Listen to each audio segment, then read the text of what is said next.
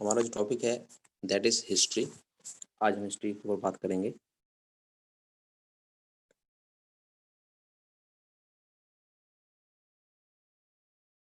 या आप कहें इतिहास के ऊपर बात करेंगे। तो इतिहास से जो क्वेश्चन है वो पहले क्वेश्चन पूछा जाता है कि इंडस सिविलाइजेशन के ऊपर, सिंधु घाटी के ऊपर क्वेश्चन पूछा जाता है।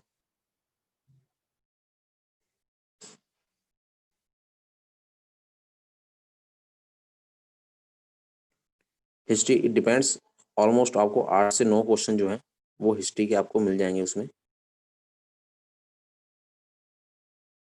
8 से 9 तो एटलीस्ट क्वेश्चन जो ट्रेंड है वो तो आपको मिलते हैं। 8 से 9 क्वेश्चन जो है हिस्ट्री के आपको मिलेंगे ही मिलेंगे। तो हिस्ट्री से पहले मैं हिस्ट्री इंडिया की ही बता रहा हूँ। इंडिया या फिर टोटल जो मैं आपको अगर हिस्ट्री की अगर आप बात करेंगे तो there are 3 types of history. 3 तरह की हिस्ट्री हैं। फर्स्ट इज एंशियंट हिस्ट्री, जो पुरानी हिस्ट्री है।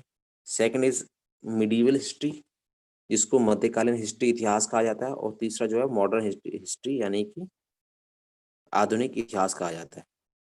तो वो सारी की सारी तीनों को मिला के 8 से 9 क्वेश्चन तो पेपर में आते ही आते हैं। तो इसमें भी जो संख्या है वो नंबर्स ऑफ क्वेश्चंस हैं वो इंक्रीज कर सकते हैं, but they are very basic questions. जो बड़े बेसिक क्वेश्चंस हैं उसके बारे में क्वेश्चन पेपर में पूछा जाता है। तो सबसे पहले जो है वो इंडस सिविलाइजेशन से पहले मैं अगर आपको बताना चाहता हूँ जो एंशियंट हिस्ट्री है उसमें क्या पूछा है कि जो मानव है, आदमी है, इंसान की शुरुआत कब हुई थी। कब इन द सेंस कि जब इंसान बनना शुरू किया था तो उसके साथ कौन कौन से पेट एनिमल घुमा करते थे। तो याद रखेंगे। तो फर्स्ट क्वेश्चन जो है इसमें पूछा जाता है which was the first pet animal. Paper में बहुत बार क्वेश्चन पूछा गया है। तो लोगों को उस समय कल्टीवेशन या खेती करने नहीं आती थी। तो लोग जो हैं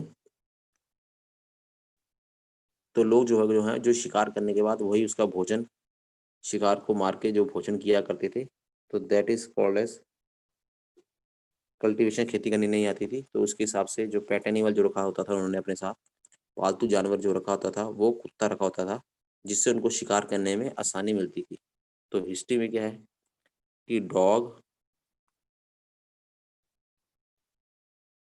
was the first pet animal. Dog was the first pet animal. कुत्ता जो था वो पहला पालतू जानवर था। और first metal used in the world, पहली धातु जो पूरे विश्व में यूज की गई। First metal used in the world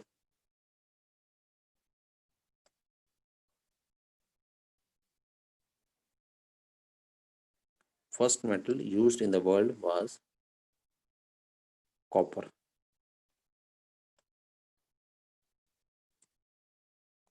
copper जो है सबसे पहले धातु जो यूज की गई विश्व में। Next is first alloy used in the world. First alloy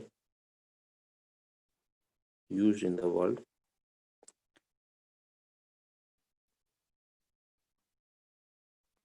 alloy से अभिप्राय है कि दो धातुओं का मिश्रण जो है उसको एलॉय कहा जाता है। तो दो धातुओं का मिश्रण जो एलॉय है दैट इज ब्रॉन्ज।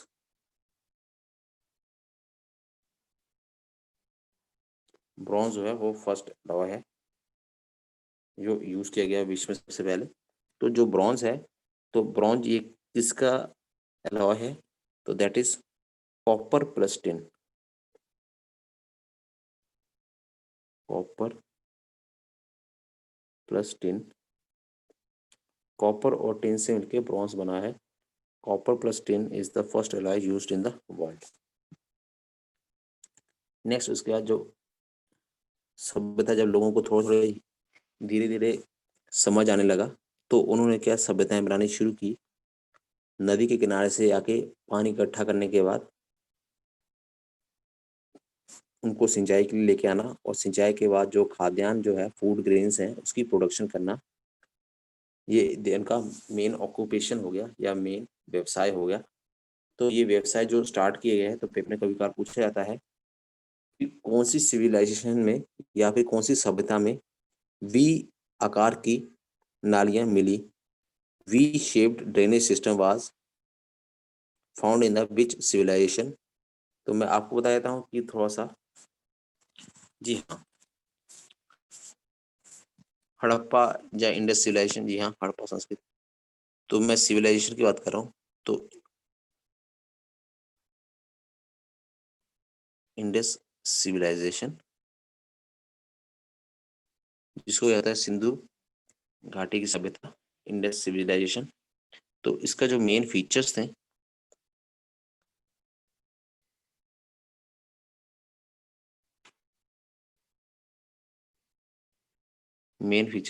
तो मेन फीचर्स हुआ we shaped drainage system, V shaped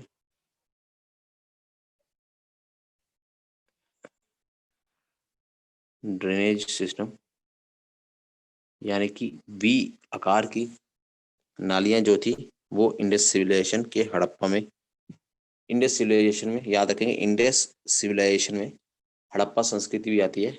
तो इसमें इंडस सिविलाइजेशन के वी शेप जो ड्रेनेज थी, इसमें लिख लेंगे हड़प्पा, हड़प्पा सभ्यता या हड़प्पा सिविलाइजेशन में वी शेप ड्रेनेज सिस्टम। अब पेपर में पूछा जाता है कि हड़प्पा वाज एक्सकेवेटेड बाय या it was founded bye home, ये किसकी खुदाई में पाया गया है। तो याद रखेंगे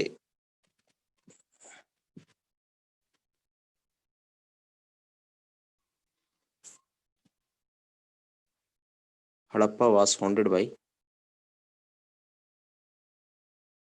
Harappa was founded by engineer Dayaram Sahni,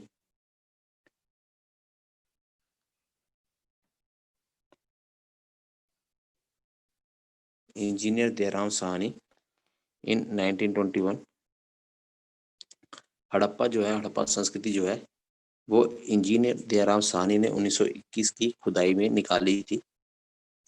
अब पेपर में क्वेश्चन पूछा था, ये जो हड़प्पा संस्कृति है, it is now days in, ये आजकल कहाँ पर स्थित है।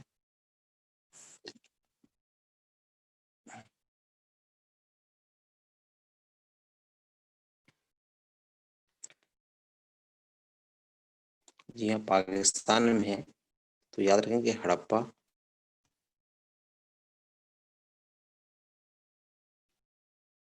Is now in Montgomery,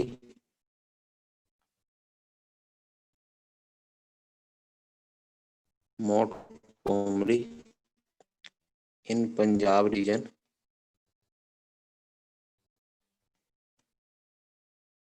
Harappa जो है nowadays it is in Punjab region of Pakistan in Montgomery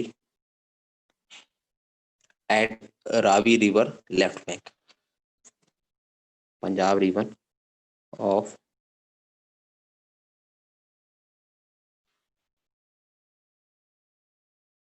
Pakistan. Harappa is nowadays in Montgomery in Punjab region of Pakistan. Next slide में बताता हूँ कहाँ पर है।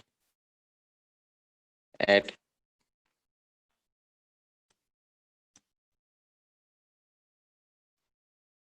एट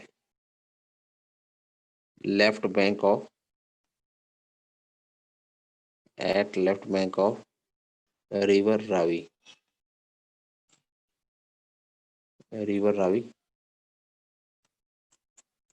रावी नदी के बाएं शोर पर पाकिस्तान के मोंटगोमरी में हड़प्पा संस्कृति आजकल है।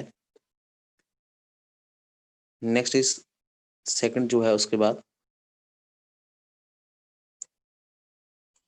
हड़प्पा संस्कृति के बाद जो आती है मोहनजोदड़ो संस्कृति।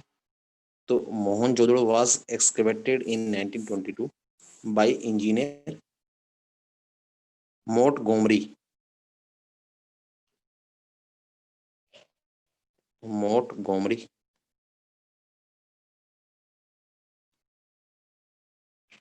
Montgomery in Punjab region of Pakistan. Montgomery in Punjab region of Pakistan at Ravi left.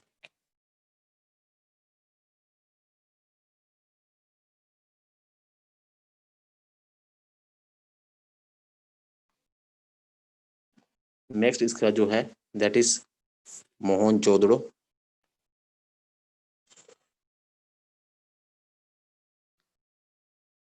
तो मोहनजोदड़ो की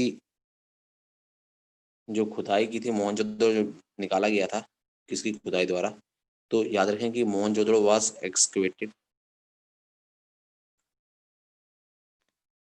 हाँ, आप अपना माइक ऑन कर सकते हैं, आप कुछ पूछना हो तो। मोंटगोमरी, हाँ जी आप पूछ लें, क्या बोल रहे हैं।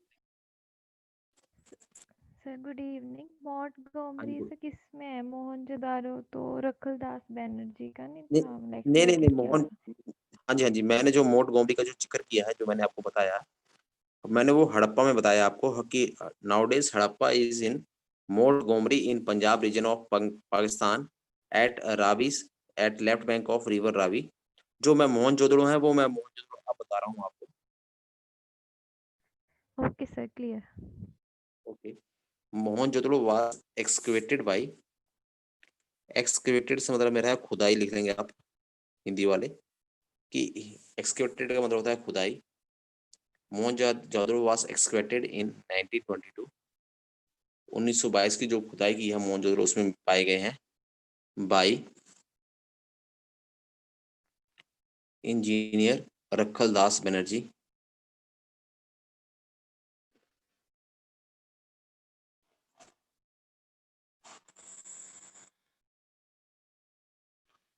by engineer Rakhaldas Banerjee, and nowadays it is located at Larkana district in Pakistan at right bank of river Indus. Nowadays आजकल जो मोहनजोदड़ो है वो nowadays it is located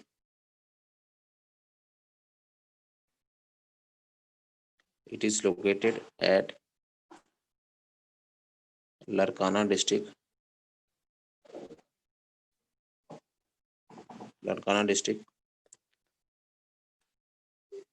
in Pakistan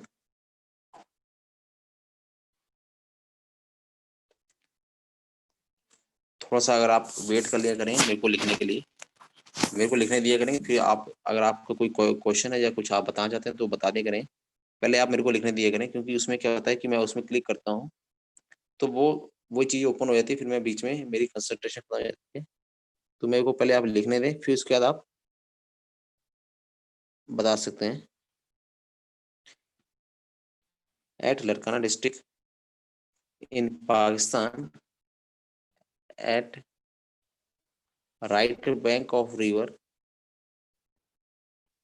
eight right bank of river Indus, Indus नदी के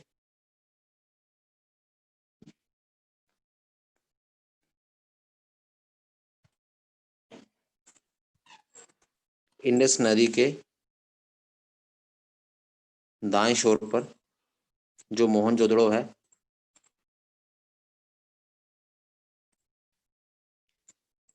वो आजकल है। तो at right bank of, next slide में बताता हूँ, right bank of river Indus.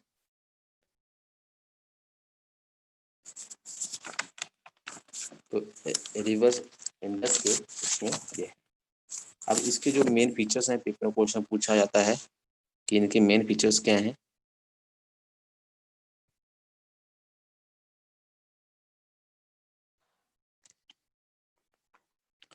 तो पेपर में अगर क्वेश्चन पूछा जाएगा कि सील ऑफ पशुपति शिवा जो है it is found in which civilisation. तो seal of Pashupati Shiva is found in the Mohenjodaro civilisation, Mohenjodaro सभ्यता में ये पाया गया है।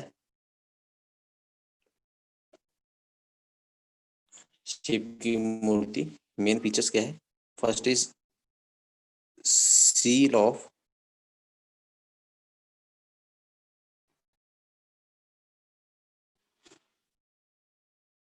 पशुपति शिवा,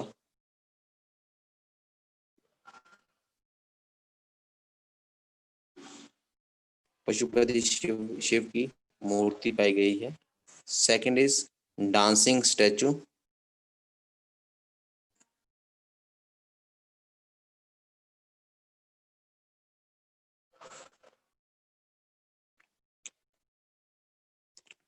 डांसिंग स्टैचू जो है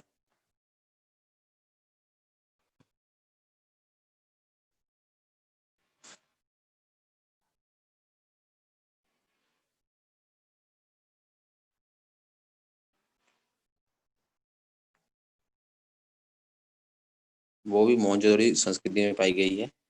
फिर उसके बाद है great granary, great granary, great granary का होता है बहुत बड़ा खाद्यान्न जो है वो यहाँ पे पाया गया है मोहनजोदड़ो की संस्कृति में। फिर उसके बाद ग्रेट बाथ है, ग्रेट बाथ का मतलब है बहुत बड़ा स्नान घर भी मोहनजोदड़ो की संस्कृति में पाया गया है।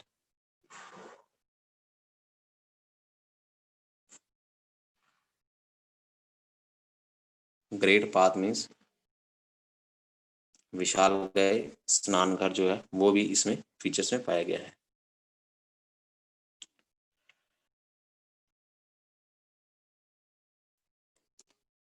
क्लियर है आपको? किसी को कोई कंफ्यूजन है तो पूछ सकते हैं अभी साथ में, side by side.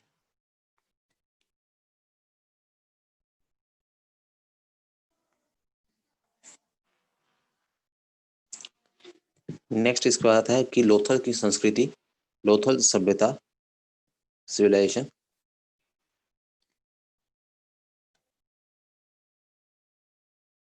Next is Lothal जो सिविलाइजेशन है it is in Gujarat,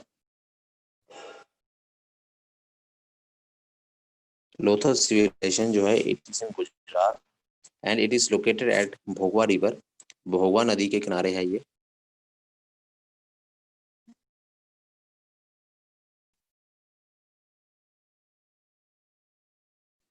eight Bhogava river,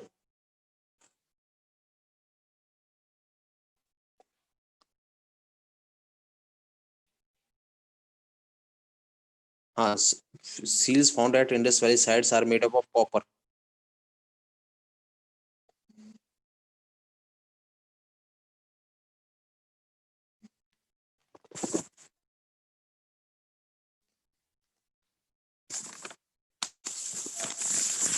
जो इसका आंसर है वो कॉपर है।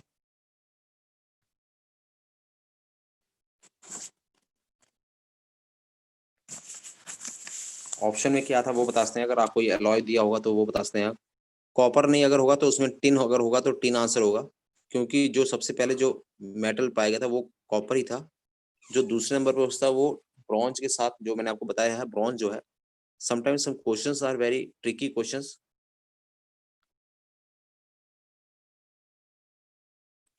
हाँ, ब्रॉन्ज हो जाएगा फिर इसका आंसर। मैं आपको समझा रहा हूँ, वही मैंने आपको समझाया, तभी मैंने आपको शुरू से लेकर एंड तक बताया है। हाँ, ब्रॉन्ज हो जाएगा उसका आंसर। मैं आपको तभी मैंने आपको, मैं अगर आपको बताना होता तो मैं सिर्फ आपको ब्रॉन्ज बताना चाहता था, but I think you are at this level, you are a competitor और you are in studying competitive exams. तो भी मैंने आपको जो ब्रॉन्ज बताया है मैंने आपको वहाँ पे एलॉय बताया था। अगर आपको वहाँ पर ऑप्शन में कॉपर नहीं मिलता है तो copper is not an answer. जैसे मैंने आपको बताया अगर कॉपर नहीं होगा तो टिन उसमें आंसर होगा, तो आप टिन लगा सकते हैं। अगर उसमें टिन भी आंसर नहीं होगा तो आपको ब्रॉन्ज मिल जाएगा। तो it is depends upon you कि अगर आपने वो चीजें पढ़ी होंगी तभी आप बता देंगे। And I try to clear all the concepts or almost all the questions which has been discussed or it has been asked in the examinations, either in the Hamirpur board or from the Commission of Himachal Pradesh, Shimla. तो उसमें मैं सारा का सारा बता देता हूँ।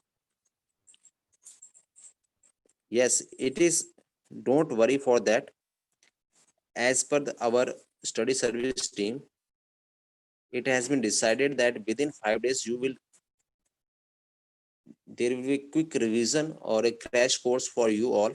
So that is why we are taking almost 9 to 10 hours for this crash course. तो ये सारा का सारा जो है वो आपको जितने भी हमारी जो टीम है इसी के हिसाब से जो आपका सिलेबस बनाया है, ये आपके बीएड के एंट्रेंस से पहले 101% जो है ये कंप्लीट हो जाएगा, और कोशिश हमारी रहेगी उससे पहले ही कंप्लीट करने की। तो आप ज़्यादा इम्पेशेंट ना हो। अगर बाई चांस मैं अगर आपको बोलता हूँ, वैसे ऐसा होगा नहीं, अगर बाई चांस आपको अगर लगता है कि आपका नहीं हो पाया है तो ऑलमोस्ट 80% टू 85% आपका क्लियर हो जाएगा। हाँ, आपका हो जाएगा, आप टेंशन ना लें। आप ऑलमोस्ट आज अगर आप जैसे सचिन जी हैं, आप मेरे को बता सकते हैं कि आज आपकी कितने घंटे की टोटल क्लासेस लग चुकी हैं सुबह से? आप मेरे को ये बता दें।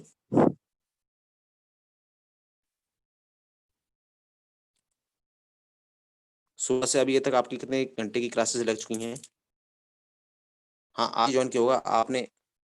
हाँ, आफ्टरनून की बता दें, आप कितनी क्लासेस लग चुकी हैं अभी आपकी? 1 क्लास। तो अभी इसके बाद जो है ये 2 classes back to back 2 classes हैं। फिर उसके बाद आपकी फिर इसके बाद 9:30 बजे के बाद 9 बजे के बाद भी 1 क्लास और है। हाँ, तो 5 से 6:30 में आपको 1.5 घंटे की क्लास हुआ है, 1.5 घंटे की क्लास अब है। फिर इसका रात को 10 बजे फिर क्लास है आपकी। हाँ, तो इसलिए मैं आपको बोल रहा हूँ कि आप वेट करें, आप इतनी जल्दी ना करें कि आपने 1 क्लास लगाई और आपको 1 क्लास में सब कुछ आ जाए। तो थोड़ा-सा वेट करें, आपको सब कुछ मिलेगा यहाँ पर। थोड़ा-सा वेट करें आप, पढ़ लें साथ के साथ। तो मैं आपको बता रहा था कि Lothal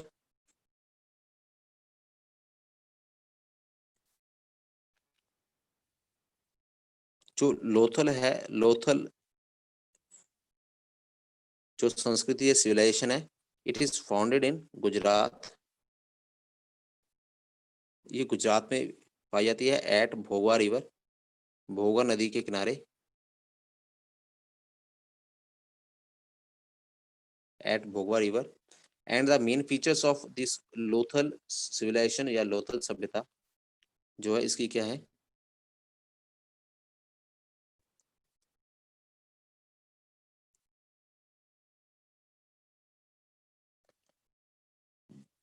first is dockyard.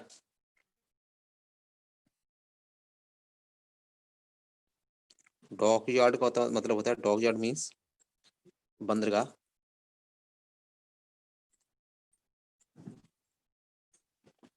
Dockyard. Second is group of chess.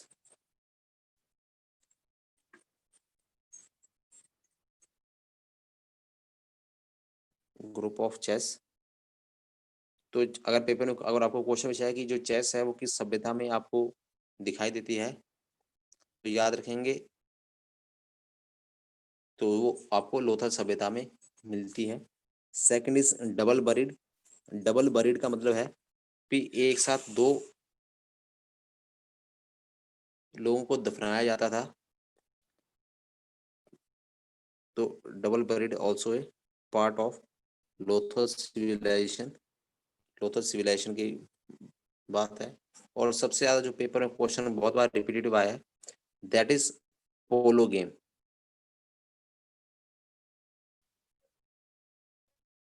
Polo game है, जो पोलो खेल है वो भी लोथल सभ्यता गुजरात में पाया गया है। अब इसके पीछे जो पोलो गेम के पीछे जो हिस्ट्री या इतिहास है, वो मैं आपको थोड़ा सा जब इस तरफ मैं पहुंचूंगा स्लेव डायनेस्टी की तरफ, दास प्रथा की तरफ, तब मैं आपको बताऊंगा कि पोलो गेम भारत में कब आया और कैसे आया था। तो लेकिन इसको याद रखेंगे कि पोलो गेम है जो वो भी लोथल सभ्यता में पाई गई है। और याद रखेंगे कि पोलो गेम का पेपर एक बार क्वेश्चन पूछा था कि पोलो गेम को चोगान का नाम भी दिया गया, चोगान भी कहा जाता है। Polo game is also known as Chaugan. Next is Kalibangan संस्कृति। काली बंगन सभ्यता, सिविलाइजेशन। तो कालीबंगन सभ्यता जो है वो इट इज इन राजस्थान। ये राजस्थान में स्थित है एट घग्गर रिवर। घग्गर नदी किनारे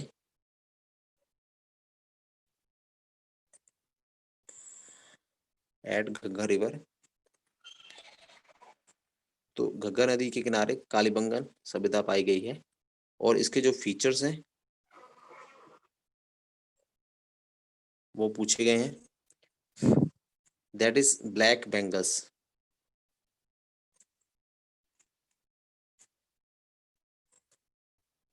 ब्लैक बेंगल्स यानी कि काली चूड़ियां।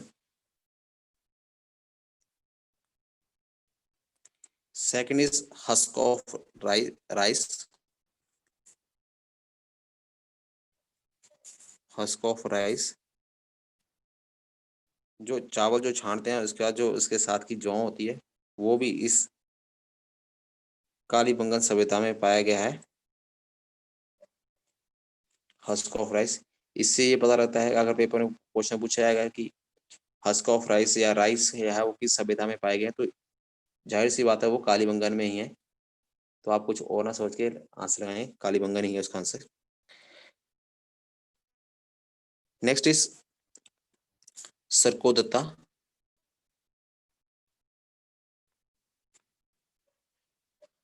सरकोता it is in Gujarat. Surkotada सभ्यता, Surkotada civilisation is in Gujarat. और इसके जो फीचर्स हैं, जो इसका फीचर्स है that is proof of skeleton of horse. घोड़े के अवशेष यहाँ मिले हैं।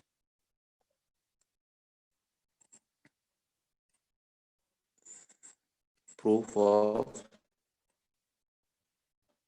Skeleton of horse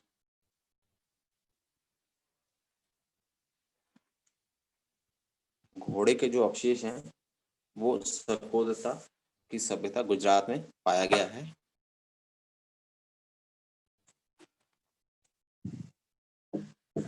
next is जो ये इंडस सिविलाइजेशन है, ये जितने भी आपने ये पार्ट पढ़ा है that all are Indus civilisation या फिर इंडस सभ्यता से रिलेटेड है ये सारा का सारा।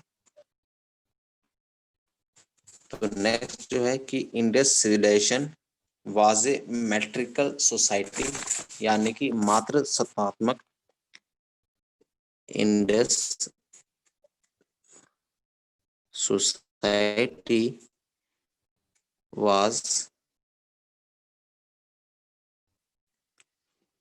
मैट्रिकल society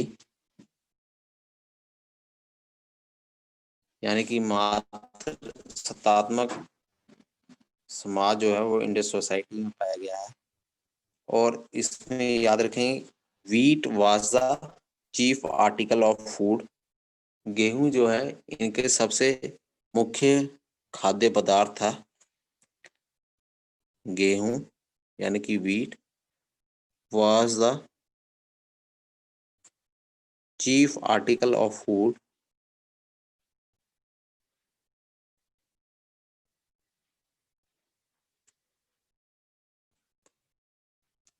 wheat was the chief article of food जो गेहूं था इनका मुख्य पदार्थ था खाने में।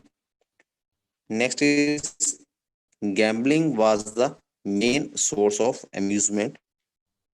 जुए का खेल जो था इनके लिए सबसे बड़ा मनोरंजन का स्रोत था इंडस सोसाइटी के लोगों के लिए।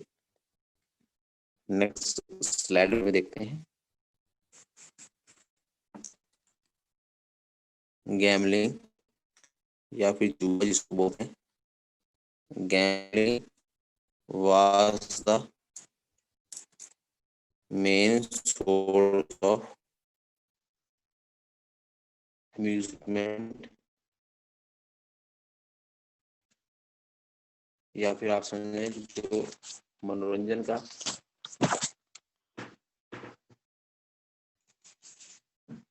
जो सबसे बड़ा स्रोत था वो जुआ था। तो ये हमारा टॉपिक था इंडस सिविलाइजेशन से रिलेटेड। अगर किसी को कोई प्रॉब्लम हो, कुछ पूछना चाहते हो तो आप पूछ सकते हैं इंडस सिविलाइजेशन के बारे में अब, क्योंकि अब जो नेक्स्ट सिविलाइजेशन होगा दैट इज वैदिक सिविलाइजेशन। वैदिक सभ्यता के बारे में पढ़ेंगे हम लोग। किसी को अगर कोई चीज टॉपिक समझ में ना आया हो या कुछ पूछना चाहते हो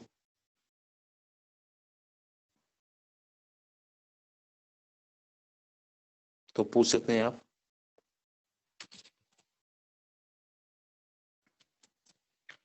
एक चीज जो और मैं आपको बताना चाहता था, हाँ जी, कालीबंगन, पूछिए आप।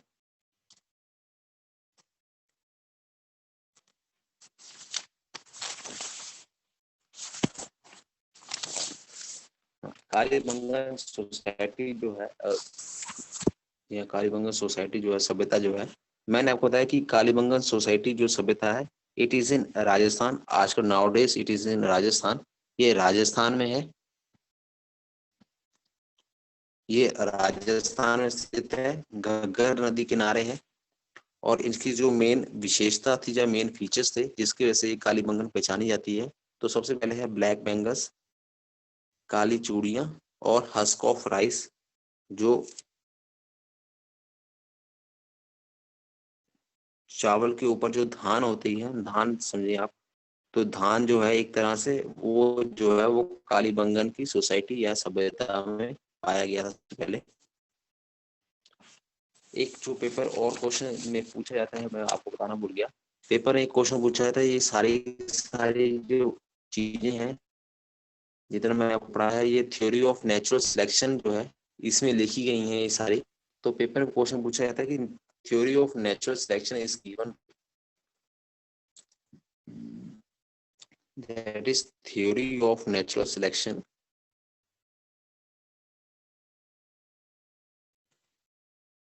Theory of natural selection, theory of natural selection is given by Charles Darwin.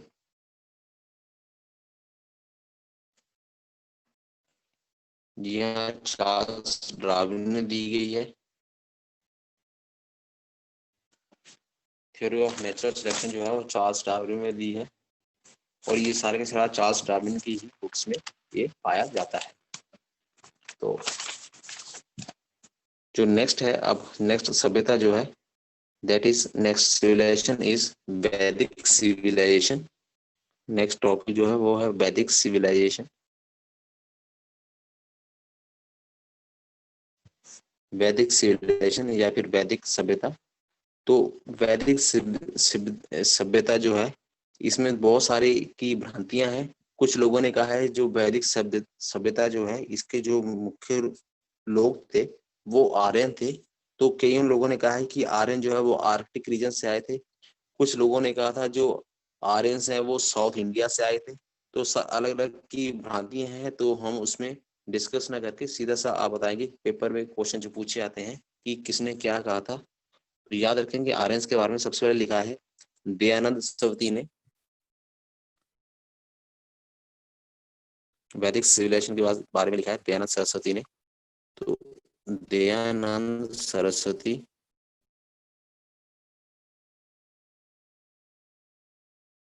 Dayanand Saraswati ने कहा है कि ये जो आर्यंस लोग थे वैदिक सिविलाइजेशन, ये साउथ की तरफ आए थे, दक्षिण की तरफ से आए थे।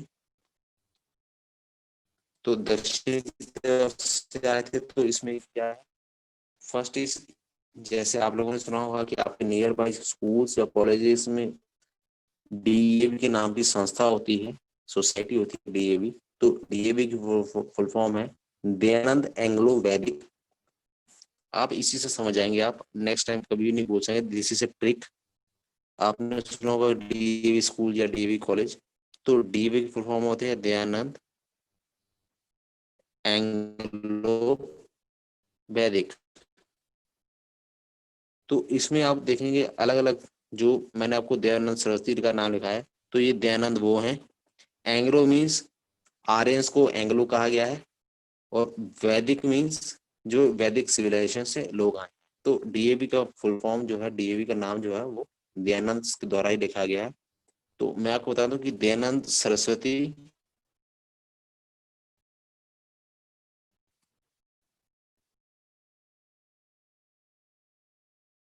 Dayanand Saraswati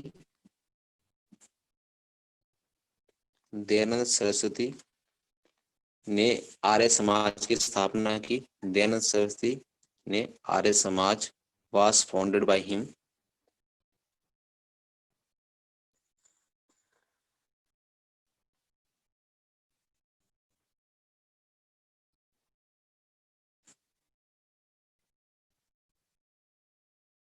Arya Samaj was founded by him. और दयानंद का जो वास्तविक नाम था, रियल नेम था, इसका जो रियल नेम है दैट इज मूल शंकर।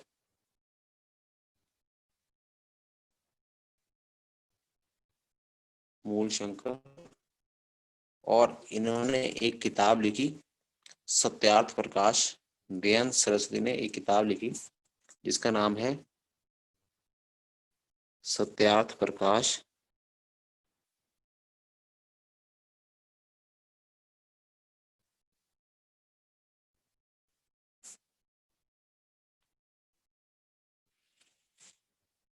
तो दयानंद सरस्वती ने आर्य समाज की स्थापना की। इनका जो वास्तविक नाम था, बेसिक रियल नेम वाज मूल शंकर। और इन्होंने एक किताब लिखी सत्यार्थ प्रकाश। और इनका एक बहुत ही फेमस स्लोगन रहा है, नारा दिया था इन्होंने। नेक्स्ट स्लाइड में देखते हैं। स्लोगन दिया है उन्हें, go back to Vedas. Go back to Vedas, वेदों की तरफ मुड़ो। गो बैक टू वेदास जो है वो दयानंद सरस्वती ने स्लोगन या नारा दिया था।